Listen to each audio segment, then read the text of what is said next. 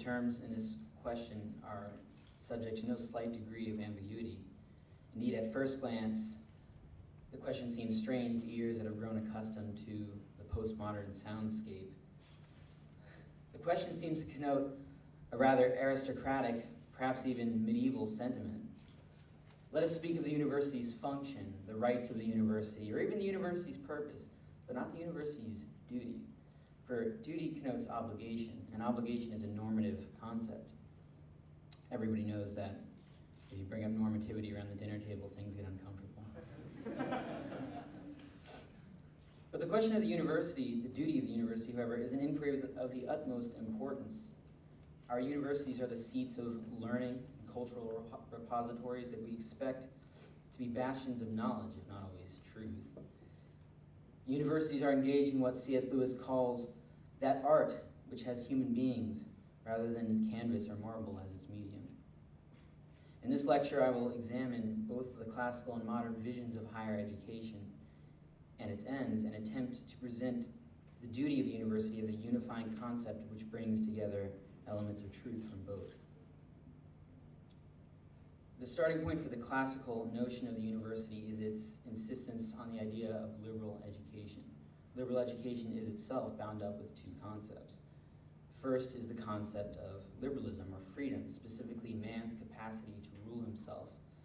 Seneca tells us that it is only the lofty, brave, and great-souled study of wisdom that can truly give man his freedom, for it is by this study that man might become disposed to rule himself well. The second thing to which it is linked is the idea of knowledge as an end in itself. That alone is liberal knowledge, writes John Henry Newman in The Idea of the University, which stands on its own pretensions, which is independent of sequel, expects no compliment, refuses to be informed, as it is called, by any end or absorbed into any art in order duly to present itself to our contemplation. Newman, like Aristotle, Cicero, and Aquinas before him, believed any truth about reality to be qualified by its relationship to all truths about reality, and it is precisely the relationships between truths which liberal education aims to understand. Without liberal education, Newman points out, we tend to think of the world only in terms of our immediate activities. An economist thinks of the world economically. A sociologist views the world like a sociologist. Classical education, as a project of synthesis, corrects this tendency in us and involves a guided exposure to the great minds which have come before us: Plato, Aristotle, Aquinas, Dante, Milton, and the like. In this understanding of higher learning, there is then an inherent reverence for the collected wisdom of mankind that has been passed down through history, and a prudential view of the scope of individual reason. In contrast to the classical, the modern notion of the university emphasizes utility. Higher learning today has become a mass enterprise. Universities driven by the economic machine no longer revolve around a unified understanding of classical liberal education. The 21st century university is driven not by intellectual eros, but by the marketplace. Facts and skills are what is needed to succeed in our society today, and the state of higher learning reflects that. It is specialization, not synthesis, which is the core of education. The modern notion of the university also carries with it a Cartesian emphasis on the individual's powers of reason and the ability to discover truth for oneself, unaided by those who have come before you in the great conversation, perhaps because of the belief that truth is ultimately relative to oneself. Exposure to the collected wisdom of mankind, the liberal arts, is not required, nor is it even desirable in the modernist tradition. The modernist sees the university's primary duty as being that of equipping the student with the tools necessary for thriving in the material world.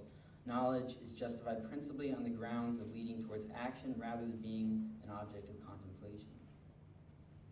The question then arises, is it possible to reconcile these two different understandings of the university and its end? Are there elements of truth to be grasped in both?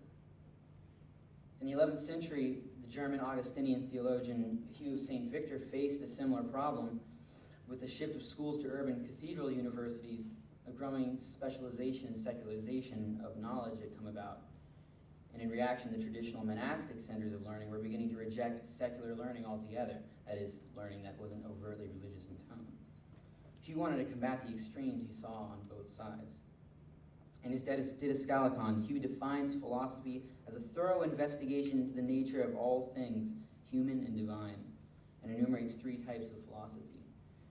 First, there is theoretical philosophy, which deals with truth. Then there is practical philosophy, which deals with moral discipline, and then there is mechanical philosophy, by which Hume means the kind of knowledge we use to work with the physical environment. The first two, Hume argues, are preoccupied with the restoration of our fallen human nature through knowledge and virtue. The third aims to help with the weaknesses of our human bodies. Ontologically, all three are good and necessary aspects of the pursuit of truth for man, providing one understands the relationship between these three categories. All three are vital components for the flourishing of man qua man. The classical notion of liberal education then is far from being consigned to being at odds with the modern emphasis on specialized knowledge driven by economic demand. Both are valid insofar as they address two essential planes of man's existence. The ideal modern university should endeavor to speak to both aspects. What we truly need from our universities today is a restoration of an accepted understanding of the proper hierarchy between these two planes of truth-seeking. Consider Genesis 2:15. The Lord God took the man and put him in the Garden of Eden to work it and care for it. The work that God set Adam to do in the Garden of Eden presumably required some knowledge of gardening or forestry or something of the like. There was a how involved. The important thing to keep in mind is simply that there was also a why. Adam works the garden and keeps it because God put him there. Adam's relationship with God is prior to his profession, and it is only in light of this relationship that his work makes any sense. Indeed, Adam's relationship with God allows his work to transcend the empty material and become sacramental. What then would be the end of a university that successfully took into account the validity of both types of education, of knowledge justified solely in itself, contemplative knowledge, and knowledge justified outside of itself, utilitarian knowledge? What duties would such a university have towards the student and to society at large? The duty of such a university would be to provide an education which produces cosmopolitan man who is at home as much in the cosmos as he is in the polis, capable of understanding the universal in relation to the particular, the eternal in relation to the temporal, aware of the powers of his own reason and his own self-interest as much as he is aware of the collected wisdom of mankind and the common interests of humanity. A man who is capable of seeing both the world in light of his profession and his profession in light of the world. Cosmopolitan man acquires the hands-on knowledge he needs in order to work in whatever garden God decides to place him. But more importantly, he is awakened to the why behind his temporal labor. It is the duty of the university to prod him, to make sure he is turned around, as Socrates tells us, so that his soul may be drawn from a study of becoming to being.